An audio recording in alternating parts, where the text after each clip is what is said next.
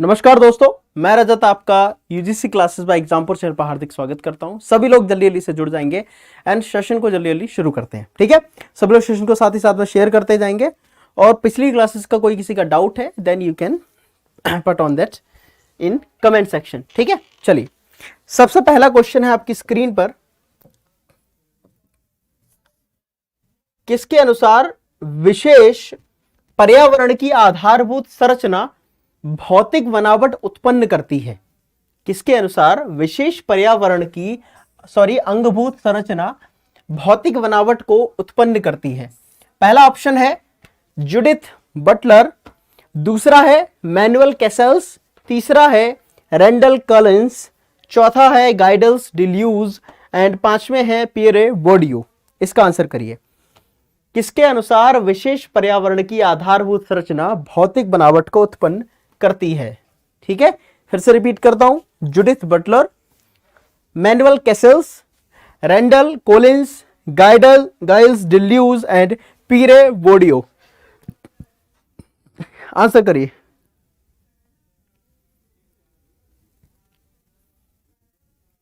बताइए। Judith Butler, Manuel Castells, Randall Collins, Gilles Deleuze, Pierre Bourdieu, कौन होगा? देखिए आंसर है पियरे बोर्डियू। पियरे बोर्डियू को लेकर आप दो चीजें हैं, जैसे मैंने कहा था ना कि किसी भी थिंकर्स का ये जरूर याद रखना किस तौर पर उनको जाना जाता है। तो पियरे बोर्डियू बेसिकली एक कॉम्बिनेशन, ठीक है, अगर हम कहें तो Pierre Bourdieu is a anthropologist, similarly he was also a sociologist. ठीक, दूसरी चीज और, पियरे बोर्डियू को एक अपने सिद्धांत जिसको हम सांस्कृतिक संघर्ष का सिद्धांत, ठीक है, कभी अगर नॉर्मली पेपर में भी आ जाए ऑप्शन, ठीक है, और वहां पर ऑप्शन सांस्कृतिक संघर्ष के सिद्धांत को लेकर बात हो कि सांस्कृतिक संघर्ष का सिद्धांत इनमें से किसके साथ जुड़ा है, तब भी याद रखेंगे कि किसके साथ है? पियरे बोर्डियू के साथ में सांस्कृतिक संघर्ष का सिद्धांत।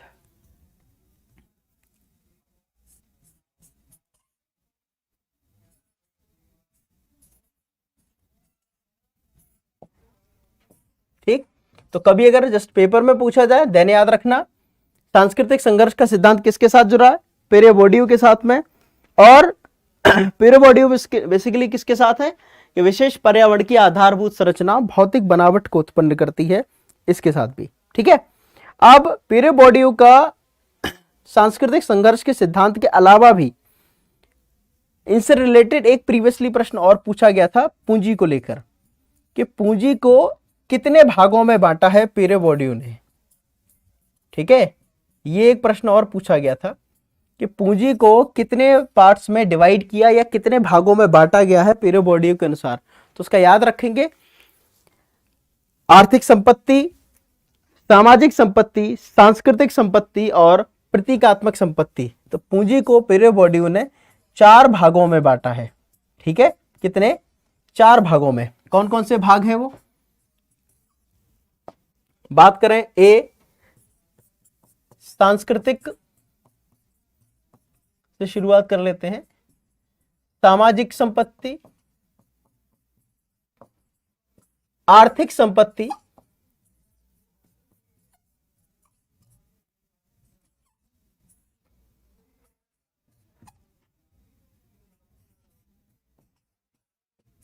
और चौथा नंबर है प्रतीकात्मक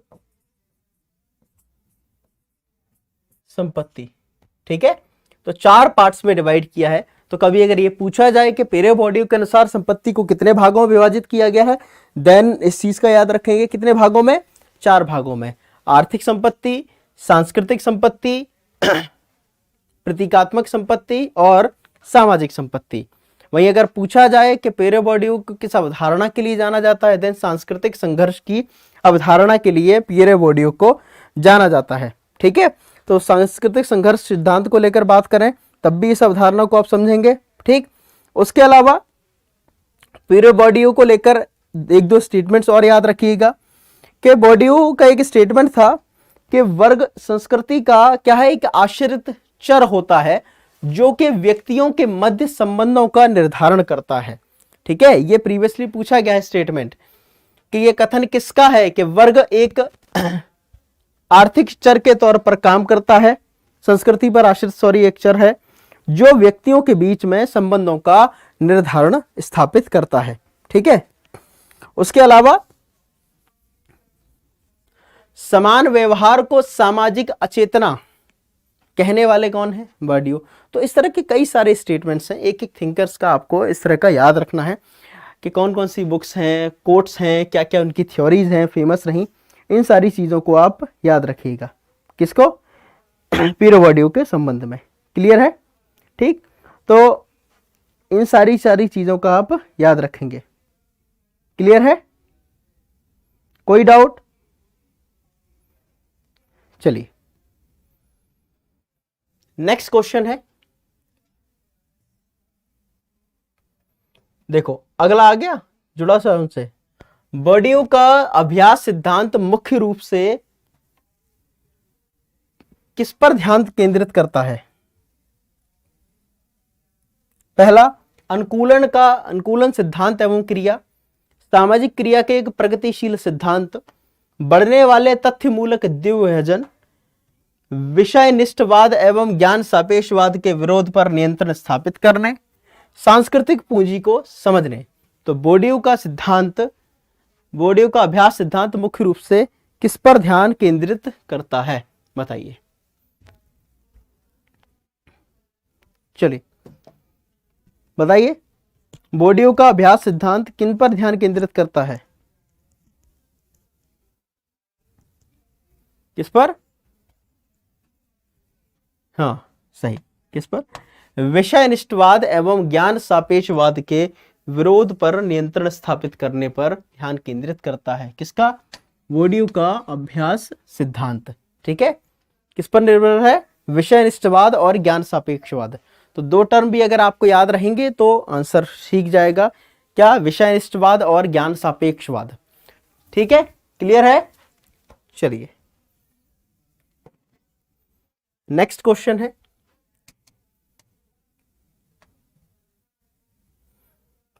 बर्डिलार्ड की उत्तर आधुनिकता की अवधारणा तीन सिद्धांत वाले विचार पर स्थापित की गई है जो कि हैं अनुकरण, अंतःस्फोट एवं हाइपरियलिटी। अनुकरण, अतिवास्तविकता, भाषण,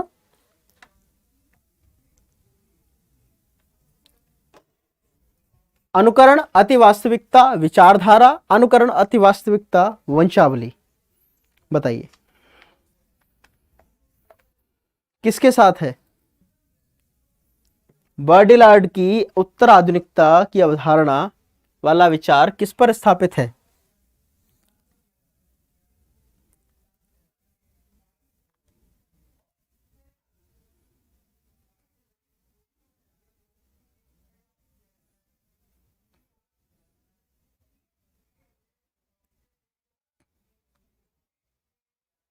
बताइए, बर्डिलार्ड की उत्तर आधुनिकता किस पर है?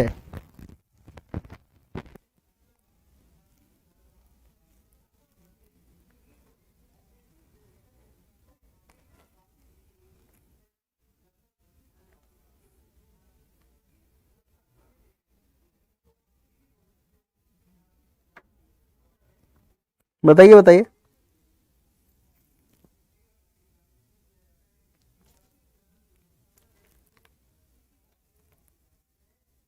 अरे बर्डिलार्ड की उत्तर आधुनिकता किस पर निर्भर करती है, किस विचार पर स्थापित की गई है?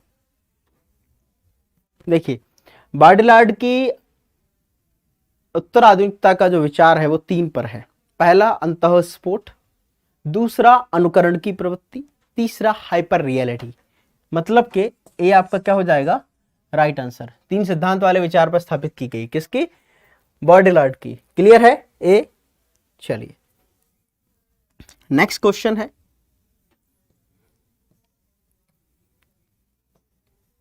मैडनेस एंड सिविलाइजेशन किताब में मिशेल फुकोल्ट यह तर्क करते हैं कि इसका कारण है।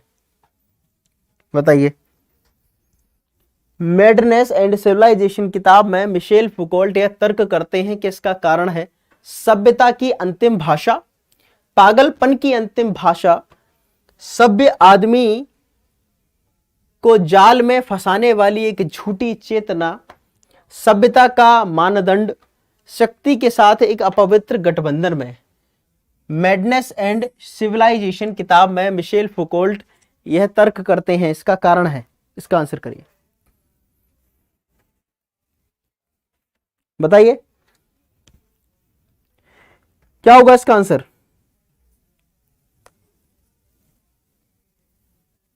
बताइए।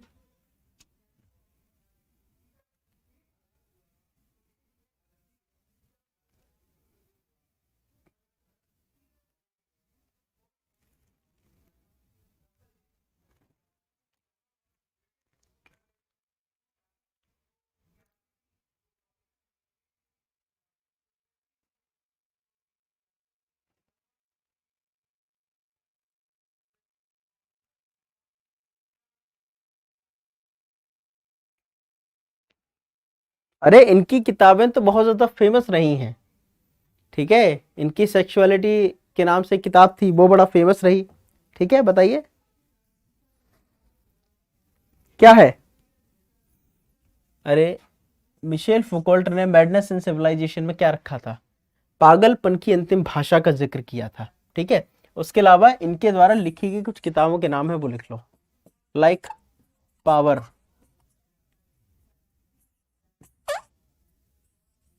दूसरा लिखिए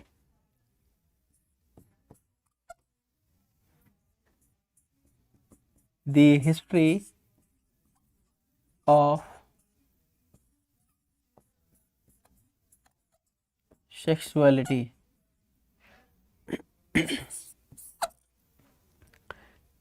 लिखिए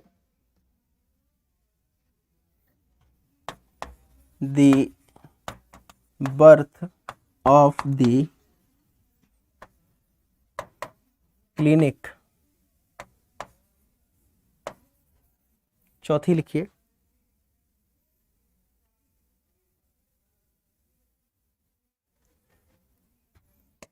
यहां लिखिए एबनॉर्मल, ठीक। तो बाकी की और किताब लिख लीजिए मिशेल फूको की, ठीक है। Michel Foucault as a chapter के तौर पर भी मैंने पढ़ाया है, तो वहां पर भी आपको याद होगा, ठीक है। तो कौन कौन सी किताब है इनके द्वारा लिखी गई, madness in civilization, abnormal, power, the history of sexuality, the birth of the clinic. उसके अलावा भी कई सारी किताब लिखी, discipline and punish, the archaeology करके, ठीक है। एक किताब और है उनकी, उसका भी नाम लिख लो,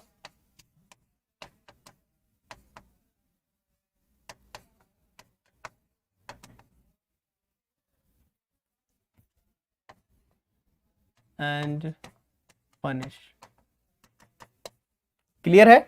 चलिए नेक्स्ट क्वेश्चन लिखिए,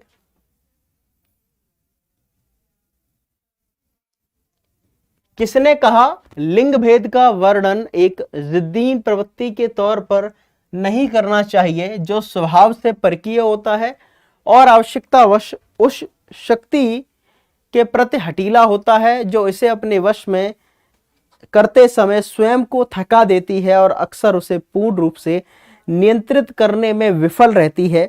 अपेक्षाकृत रूप से यह पुरुष एवं स्त्रियों के बीच शक्तियों के संबंध के लिए विशेष रूप से सघन स्थानांतरण बिंदु के रूप में प्रकट होती है। Roland Barthes, Jean Baudrillard, Zygmunt Bauman, Michael Foucault and Steven Lukes. क्या होगा इसका आंसर। ये स्टेटमेंट किसका है, देखो एक किताब का जिक्र किया था मैंने, सेक्सुअलिटी के संदर्भ में थी। उसके अलावा भी एक दो किताबों का और जिक्र मैंने किया था कभी, मुझे जितना याद आ रहा है, वहां पर इस प्रवृत्ति को मैंने दर्शाया था। अब थोड़ा सा गैस करिए, इतना हिंट दे दिया मैंने। देखो जिगमेंट बोमन संभावित है, क्योंकि जिगमेंट बोमन ऐसी किताबों के लिए जाने गए, उनकी किताबें भी कुछ ऐसी हैं, लीक से हटकर थोड़ा अच्छी। स्टीफन ल्यूकस एंड माइकल फुकोल्ट, इनके चांसेस हैं। स्टीफन ल्यूकस को आप हटा दीजिए, नहीं होंगे।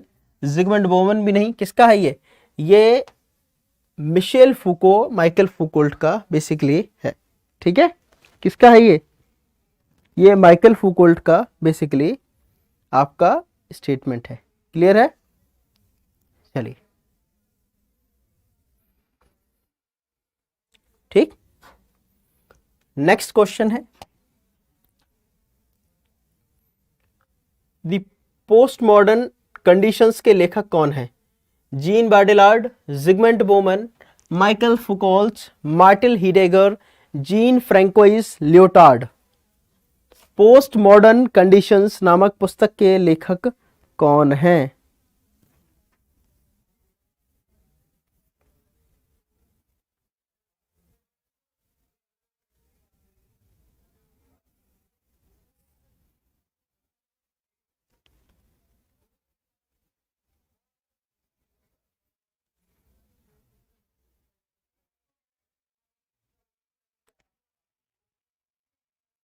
बताइए।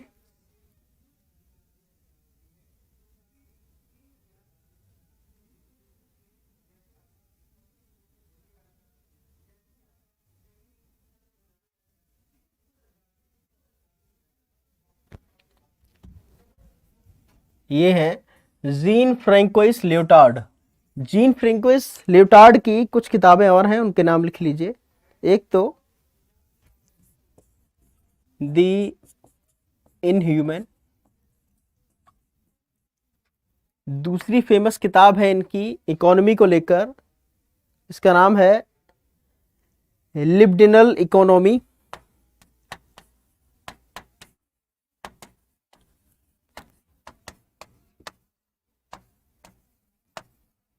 तीसरी एक और फेमस किताब है इनकी साउंड प्रूफ रूम। ठीक है, तो जीन फ्रैंकोइस लियोटार्ड के द्वारा लिखी गई कुछ किताबें हैं। कौन कौन सी? The inhuman, libidinal economy and soundproof room के नाम से इनके द्वारा लिखी गई किताब है। ठीक है, जिसमें से 2-3 चीजें जरूर याद रखना, जैसे कि द इनह्यूमन नामक किताब को याद रखना। उसके अलावा भी कई सारी इन्होंने किताबें लिखी थी। द कन्फेशन के नाम से एक बड़ी अच्छी किताब थी। ठीक है, पूरा नाम शायद इसका द कन्फेशन ऑफ ऑगस्टाइन करके है, बट दी कन्फेशन भी अगर याद रखोगे ना तो इशू नहीं आएगा, क्योंकि शायद उस नाम से और कोई पर्टिकुलर किताब नहीं लिखी गई। फिर भी द कन्फेशन ऑफ ऑगस्टाइन इतना याद कर लेना। ठीक, ये कुछ महत्वपूर्ण इनकी किताब है। जिया फ्रैंकोइस लियोटार्ड, बेसिकली जो नाम है जीन नहीं जिया है, बट वो क्या है कि इंडिया में आते आते हैं ना शब्दों का, जैसे कि इमाइल दुर्खीम कर दिया, जबकि नाम है उनका इमाइल दुर्खाइम जो बोला जाता है, या जिस टर्म को आप बोल सकते हैं।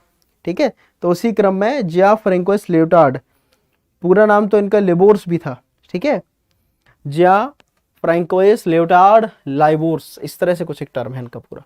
चलो नेक्स्ट क्वेश्चन है, जीएस घुरे के अनुसार जिस किसी को भी विशेष रूप से भारत का समाजशास्त्र पढ़ना है, ठीक है,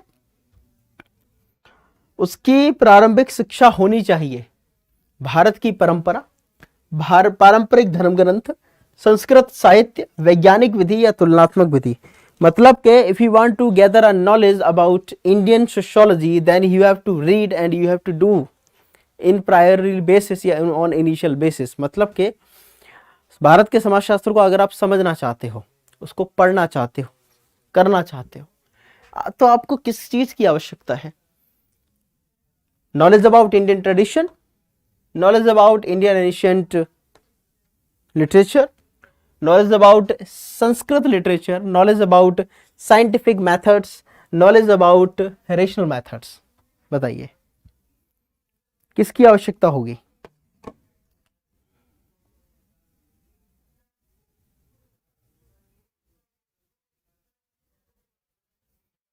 बताइए। देखो, इस प्रश्न का उत्तर घुरे की जीवन में है, घुरे के जीवन में इस प्रश्न का उत्तर है। यहां अगर आपने घुरे को पढ़ा है, देखो जब पहली पहली बार मैंने पढ़ा था जीएस घुरे को, ठीक है, पहली पहली बार के बाद कोई गाना नहीं है, ठीक है, सुनो।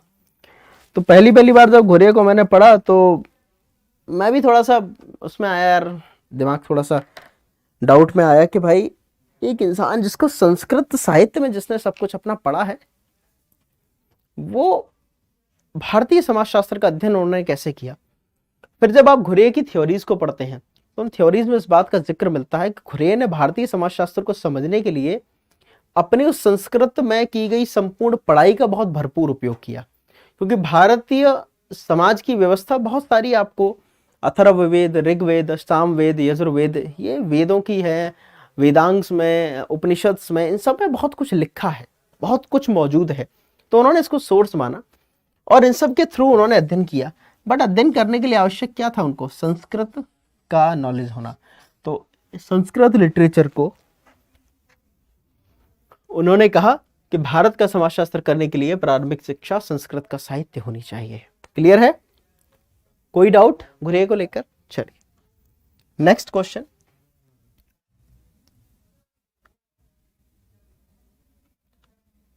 घुरे के अनुसार जाति संस्था की सामाजिक रूप एक सही जानकारी के लिए हमें उपजातियों को किस रूप में पहचान करनी चाहिए? बताइए। पहला, हिंदू सामाजिक व्यवस्था के प्रतिबिंब, जातियों के बदलते स्वरूप, जातियों के आधुनिक स्वरूप, वास्तविक जातियों, जातियों के स्थानीय स्वरूप। बताइए। जाति संस्था की सामाजिक रूप एक सही जानकारी के लिए हमें उपजातियों के किस रूप में पहचान करनी चाहिए? बताइए क्या होगा?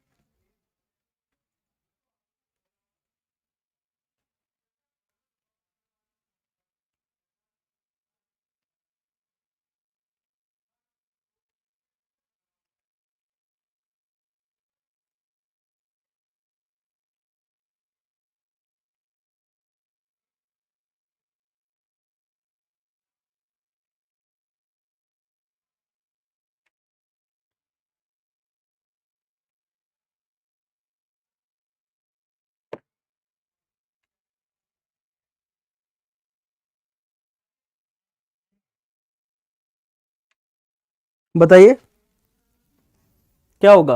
अरे वास्तविक जातियों के तौर पर पहचान करनी चाहिए उपजातियों की, जिससे कि जाति संस्था की हमें सामाजिक जानकारी उपलब्ध हो सके। क्या हो जाएगा? Answer will be goes to D. Next question है,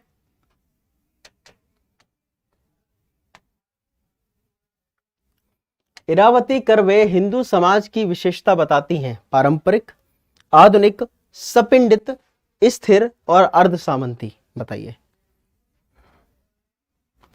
इरावती करवे हिंदू समाज की विशेषता बताती हैं। पारंपरिक तौर पर, आधुनिक तौर पर, सपिंडित तौर पर, स्थिर तौर पर, अर्ध सामंती तौर पर।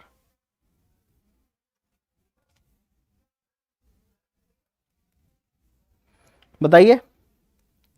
इरावती करवे किस प्रकार को बताती हैं? पारंपरिक तौर पर उन्होंने नहीं बताया, आधुनिक भी नहीं बताया, अर्ध सामंती भी नहीं, स्थिर भी नहीं। तो क्या है? सपिंडित तौर पर विशेषता को बताती हैं हिंदू समाज की विशेषता। किसके द्वारा? इरावती करवे के अनुसार। क्लियर है? कोई डाउट नहीं। नेक्स्ट क्वेश्चन है,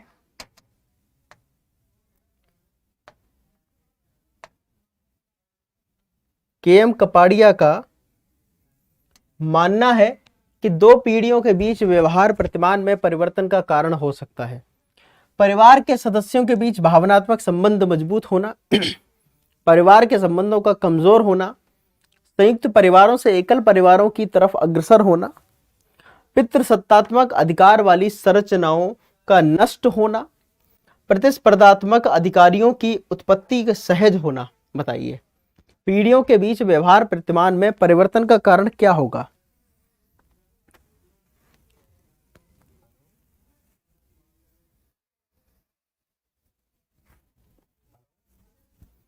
केएम कपाड़िया के अनुसार व्यवहार प्रतिमान परिवर्तन किस आधार पर हो सकते हैं? फिर से पढ़िए ऑप्शंस।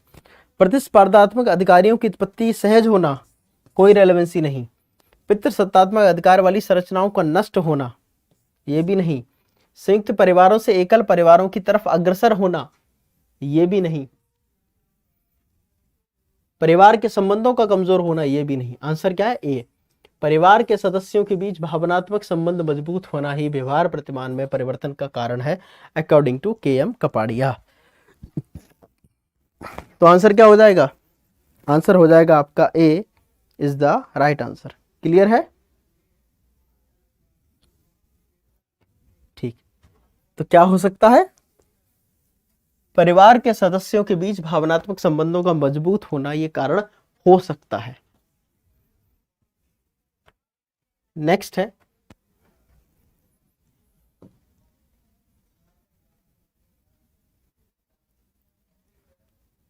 निम्नलिखित में से कौन भारतीय समाज के मौलिक एवं क्षेत्रीय दृष्टिकोण को संश्लेषित करने के लिए जाने जाते हैं? Irawati Karve, A R. Desai, D N. Dhanagare, T K. Oommen, I P. Desai. कौन भारतीय समाज के मौलिक एवं क्षेत्रीय दृष्टिकोण को संश्लेषित करने के लिए जाने जाते हैं? बताइए।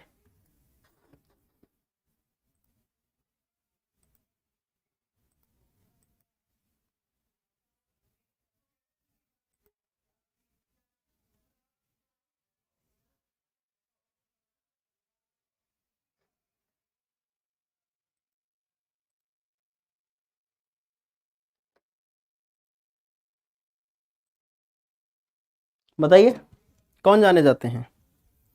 इरावती कर्वे, ए.आर. देसाई। भारतीय समाज के मौलिक एवं क्षेत्रीय दृष्टिकोण को संश्लेषित करने का श्रेय किसको है?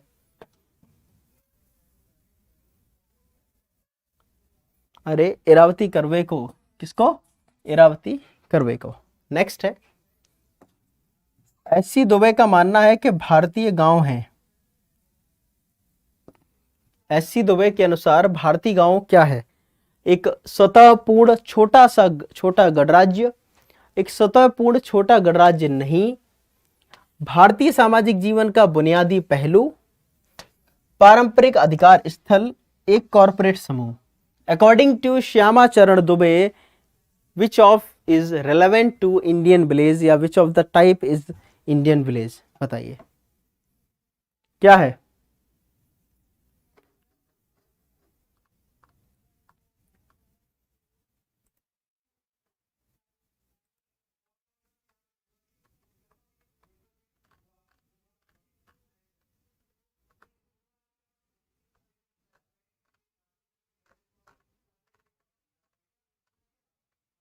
बताइए। एक स्वतःपूर्ण छोटा गणराज्य, एक स्वतःपूर्ण छोटा गणराज्य नहीं, भारतीय समाज का जीवन का बुनियादी पहलू।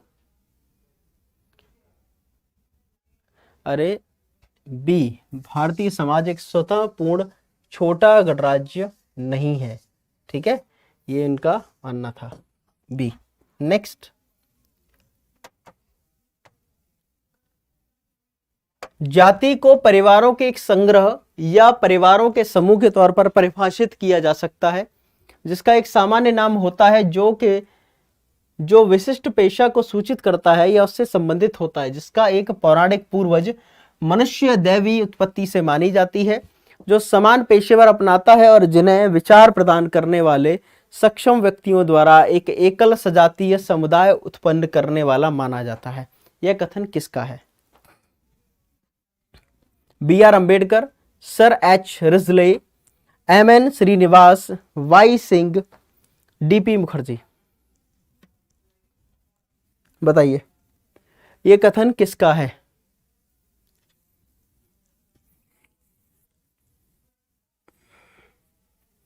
B R. Ambedkar, sir H. Risley, M N. Srinivas, Y Singh, D P. Mukherjee. किसका है? जाति को परिवारों के एक संग्रह या परिवारों के एक समूह के तौर पर परिभाषित किया जा सकता है, जिसका एक सामान्य नाम होता है जो विशिष्ट पेशा को सूचित करता है या उससे संबंधित होता है, जिसका एक पौराणिक पूर्वज मनुष्य या दैवी उत्पत्ति से माना जाता है, जो समान पेशेवर अपनाता है और जिन्हें विचार प्रदान करने वाले सक्षम व्यक्तियों द्वारा एक एकल सजातीय समुदाय उत्पन्न करने वाला माना जाता है। यह कथन किसने कहा?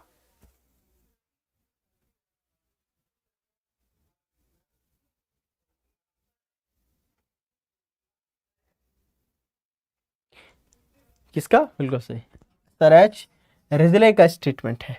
नेक्स्ट,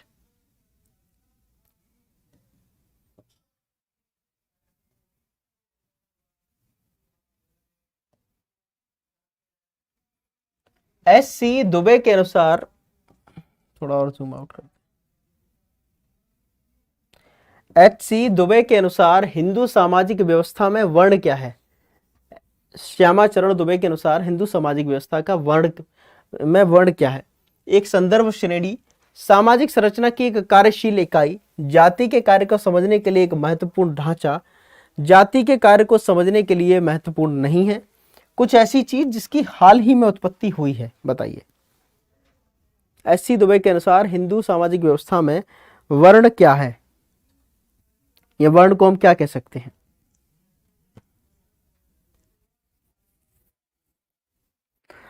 देखो, एस.सी. दुबे ने हिंदू सामाजिक व्यवस्था में वर्ण की उत्पत्ति को लेकर बात की थी, और वर्ण को उन्होंने सिर्फ कहा कि वर्ण is not a just reference class या रेफरेंस टाइप, मतलब कि क्या है, एक संदर्भ श्रेणी है, सामाजिक संरचना की कार्यशील इकाई नहीं, समझने के लिए महत्वपूर्ण ढंग नहीं, ऐसी चीज की हाल ही में उत्पत्ति बिल्कुल नहीं, क्या एक संदर्भ श्रेणी के तौर पर दर्शाया। नेक्स्ट है,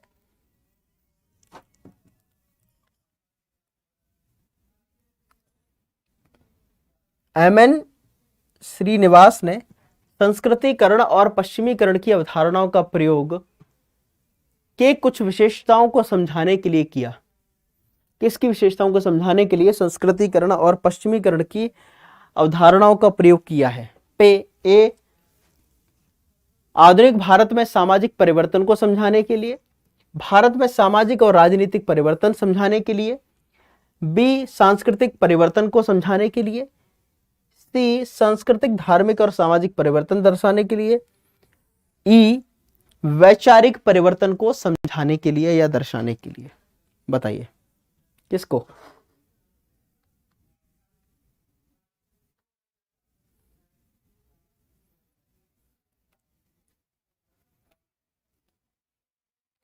किसको दर्शाने के लिए?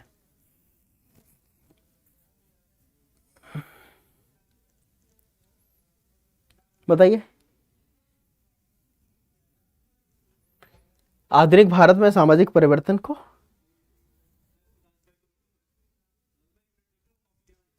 अरे डी, क्या भारत में सामाजिक, धार्मिक और सांस्कृतिक इन परिवर्तनों को दर्शाने के लिए ही एम.एन. श्रीनिवास ने संस्कृतिकरण और पश्चिमीकरण की अवधारणा को दर्शाया था। संस्कृताइजेशन को उन्होंने ब्राह्मणाइजेशन से ही लिया था। ठीक है, इस चीज को भी याद रखिएगा कि संस्कृतिकरण की अवधारणा को ब्राह्मणाइजेशन से ही लिया गया। एम.एन. श्रीनिवास बेसिकली क्या था, आपके जी.एस. घुरिया के क्या थे, शिष्य थे। ठीक है, तो इस चीज का जरूर उनके साथ में रहा। अगला, वह परिवार जो किसी के बाद स्थापित होता है वह कहलाता है उत्पत्ति मूलक, मतलब विवाह के हिसाब से स्टेब्लिश हो रहा है, विवाह के बाद। उत्पत्ति मूलक परिवार, प्रजनन मूलक परिवार, जन्मजात परिवार, प्राथमिक परिवार या वैवाहिक परिवार। कैसा है बताइए? विवाह के बाद स्थापित होने वाला परिवार, तो विवाह के बाद स्थापित होने वाला जो परिवार होगा वो परिवार उत्पत्ति मूलक परिवार तो नहीं होगा, ना प्राथमिक परिवार होगा, ना जन्मगत होगा। कुछ तुक्का मार जो हो सकते हैं, विवाह के हिसाब से वैवाहिक परिवार बोल सकते हैं, तो नहीं, यहां पूछा है विवाह के बाद में। ठीक, तो ऐसे में क्या होगा, बी आपका क्या हो जाएगा, राइट आंसर। कैसा है, प्रजनन मूलक परिवार है, विवाह के बाद स्थापित हो रहा है। कैसा है ये, प्रजनन मूलक परिवार कहलाता है। नेक्स्ट है, खासी जनजाति अपनी उत्पत्ति किससे मानते हैं? खासी जनजाति अपनी उत्पत्ति किससे मानते हैं? पौराणिक पुरुष पूर्वजों से, वास्तविक महिला पूर्वजों से, पौराणिक महिला पूर्वजों से, वास्तविक पुरुष पूर्वजों से, कृत्रिम महिला पूर्वजों से। देखो कभी पूछा जाए तो याद रखना, मेघालय में बोथ ऑफ थ्री, गारो, खासी, जयंतिया,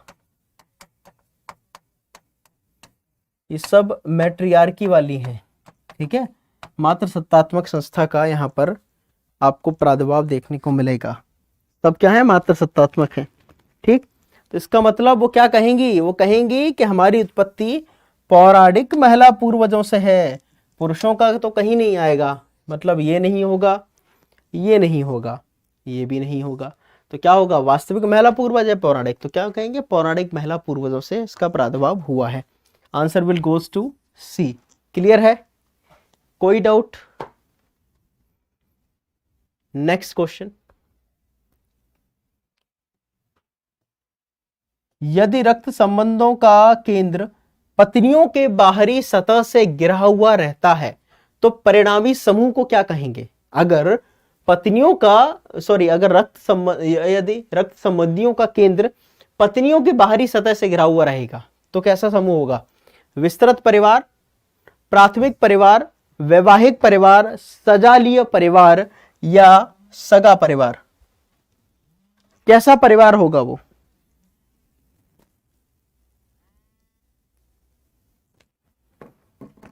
कैसा परिवार होगा? विस्तृत परिवार, प्राथमिक परिवार, वैवाहिक परिवार, सजालीय परिवार या सगा परिवार?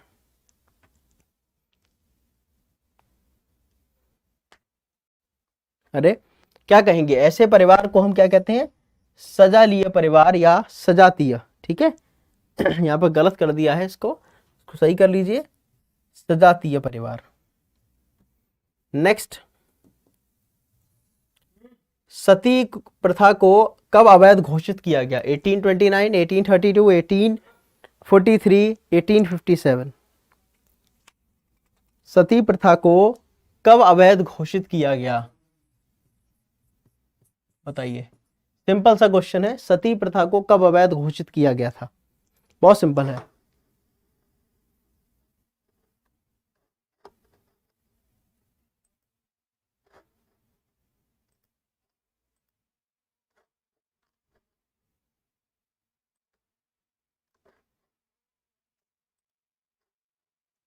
बताइए सती प्रथा को। अरे 1829 में किया गया था। कब? Next question,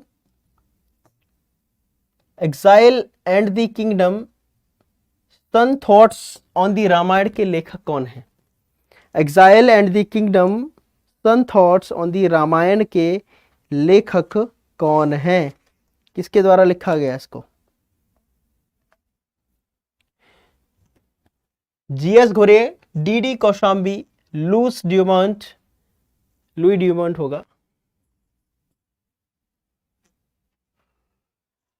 Romila Thapar, M N Srinivas. Exile and the kingdom some thoughts on the Ramayana के लेखक देखिए इसके हैं रोमिला थापड़। किसके द्वारा लिखा गया है? रोमिला थापड़ के द्वारा लिखा गया है। ठीक है, चलिए ये क्वेश्चन आज के यहीं तक थे। उसके अलावा पीजीटी सोशियोलॉजी, ठीक है, या यूजीसी नेट इन सोशियोलॉजी या DSSB net sociology, KVS, NVS और सीधे असिस्टेंट प्रोफेसर की जो भर्तियां होती हैं, ठीक है, अलग अलग कमीशंस के द्वारा, उन सभी के लिए सोशियोलॉजी का पेड बैच आपका, ठीक है, ये लॉन्च हुआ है और अभी इसकी क्लासेस चल रही हैं। किस पर? एप्लीकेशन पर। तो आप में से जो लोग भी इसमें एनरोल होना चाहते हैं, then just drop a comment after the class and आपको उसमें एनरोलमेंट हो जाएगा। ठीक है, और सीधे भी कर सकते हैं आप। एप्लीकेशन को डाउनलोड करिए, डाउनलोड करके वहाँ सेक्शन में जाइएगा एप्लीकेशन पे और वहाँ से जाकर उसको परचेज कर लीजिएगा। ठीक है, तो आज का जो सेशन था इस सेशन को यहीं तक रखते हैं। कल के सेशन में फिर कुछ क्वेश्चंस के साथ में बात करेंगे। तब तक के लिए धन्यवाद। Bye bye, take care, have a nice day.